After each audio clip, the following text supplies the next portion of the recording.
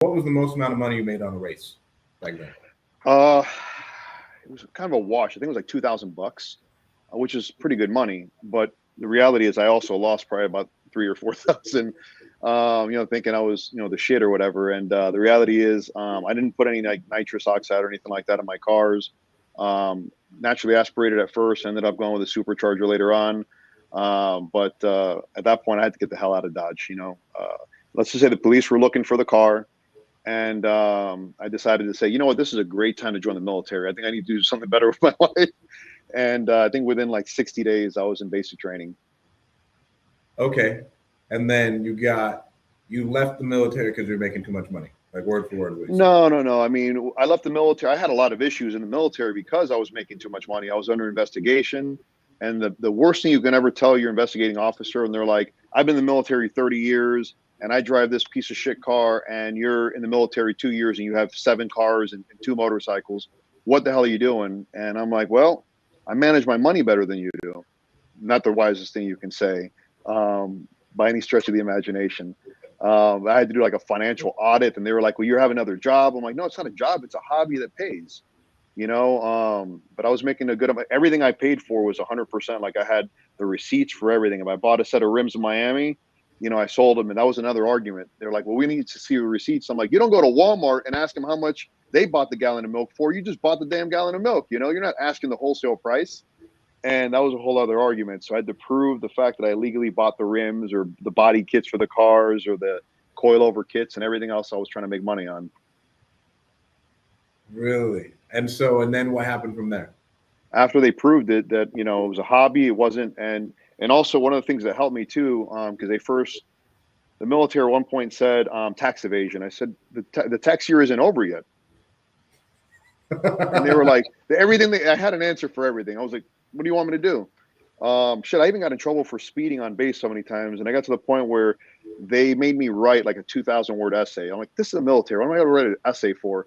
And the basis of the essay was that I'm going to continue speeding because the military is teaching me to be better than everyone else. So if I see someone running close enough to me, I have to just run a little bit faster. And ultimately, it's the military's fault for training me to be so competitive. What?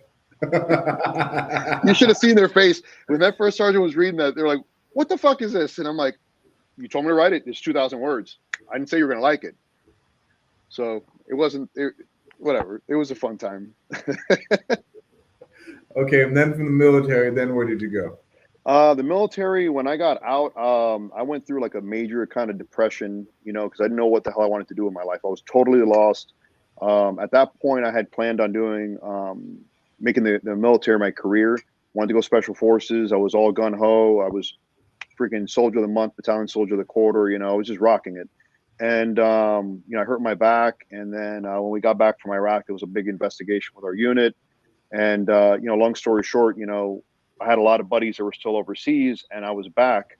And when I got out of the military, I just didn't know what I wanted to do. I wanted to go back overseas, but my back was all jacked up. And I just bounced around. I didn't know what I wanted to do. And I'll tell you right now, when you leave, for example, a call center job, because I worked at a call center doing vacations in South Florida. And then I leave. With you and Scott? No, I was in South Florida. I was in Fort Lauderdale. I worked for Ramada Vacation Travel Incorporated or whatever. And I was working in the TO team. No, it wasn't timeshare. It was selling like actual vacation packages, which I'm sure the people went to do a timeshare presentation. I don't know. I got promoted quickly to the cancellation team, and that was all right. But it's not what I wanted to do. I joined the military. I got back from the military. I got all my buddies that are overseas, and I'm picking up the phone. It was just a really depressing point in my life. I was like, what the hell am I going to do? I started going around from job interview to job interview where everyone's like, you can make $1 million. You can make $1 million. And by the time I sat down with the mortgage, Aldo, great guy. When I sat down for the interview, I was a dick. I mean, I was more like interviewing him than he was interviewing me. And he was like, who the hell do you think you are? I go, who the hell do you think you are? You're over here trying to present me an opportunity, bro, I was a dick. And he's like, go sit down with this guy, Rudy. Rudy's also a great guy. He runs a fantastic title company out of South Florida. There are multiple branches. And I sat down with him. And when the guy put on his bank account, I was like, yeah, how much money do you have? He's like, chill out, bro. and he hits the other button for a savings account. I'm like, all right, I'm ready to do whatever I have to do. I'm ready. And they're like, no, you don't have the job. This is the first interview. You have to do the second interview. And I'll never forget, because I needed money bad. I got out of the military. I'd split with my ex, and I was actually living out of my car. I was so depressed, and I was so proud that I didn't want to ask anyone for help. It's like, first generation American. I'm the first one to go to the military. I got my shit together, and I get out. I can't find a job that I'm happy with, and I didn't want to ask anyone for help. And I'm just like, my ex is staying with my mother-in-law, and I'm sleeping in my car. I'm like, this is bullshit. I deserve better than this. I know I'm going to get. I know I'm going to get more than this. But I was okay in the car, because if I was able to sleep in the back of a tank in Iraq, the car wasn't so bad. I was in a safe space. You know, that's the way my mentality was. And I had my cousins like, dude, just spend the night on my couch. I'm like, I'm good. I don't need anything. I'm fine. I'm good. I'm good. And when I got the job at AmeriQuest Mortgage Company, largest subprime lender in the country, a lot of people don't like them. That was a life-changing opportunity for me, because they really changed my mindset. And I think that's something that, if for nothing else, that was the greatest achievement that I had made as a young man, is understanding that you don't need to come from money to make money. You don't need to come from wealthy parents in order to make money. But life is a journey, right? So now the one part, if I'm looking back, is now I'm realizing that I'm entitled to make this money as well. I just have to go out and earn it, right? The second part isn't getting the money, it's keeping the money. It's preserving the money you're making. And that's something that I didn't learn until I lost everything. Okay? Because no one's complaining when the money's coming in, and you guys, everyone who's listening or watching, once you start creating a cash machine, right? People have to prepare for when the market shifts. When everything's going up, no one's complaining, right? Money's free flowing. Hey, I could drop a couple $1,000s at the club or this, that, or whatever. But the reality is, when you start becoming a little bit more financially literate, you start saying, hey, you know what? I got to start investing into things that are going to continue paying me.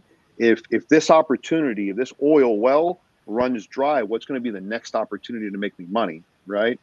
And one of the things that a dear friend of mine, we call him Wall Street, he's a stock guy. He told me when the market tanked, he said, what your problem is, or was, is that you made all of your money in the mortgage business. And the market tanked, what else did you have? I said, nothing. He said, a wise man told me you need to have more than one oil well. And the way he said it to me, at the moment and the time and the place I was in my life, that hit me like a lightning bolt. And I'm like, shit, all I had was mortgages making me money. So what the hell else am I going to do, And that just evolved into a bunch of other shit.